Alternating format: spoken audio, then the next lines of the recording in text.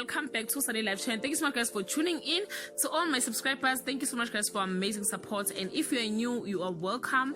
Please don't hesitate to press the subscribe button and the notification bell so that you don't miss any of my uploads, guys. Did you know that Duduzane Zuma have a twin sister? Her name is Duduzile Zuma, born in 1984 by the former President Jacob Zuma and Kate Mancho, who was married with their father for 18 years and passed away in 2000 at the age of 44 years.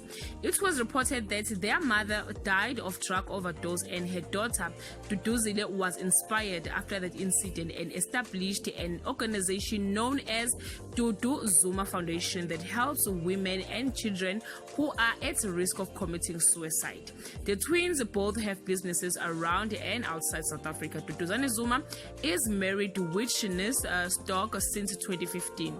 Duduzane has been trending, guys, after Big Zulu's song Ngifuna Ukuba Nemali, and most people participated in that challenge. For more of the challenge, you can check Big Zulu's Instagram page, where he gave Duduzane a credit after his song reached 2 million views on YouTube in 2 weeks. Thank you so much, guys, for watching this video.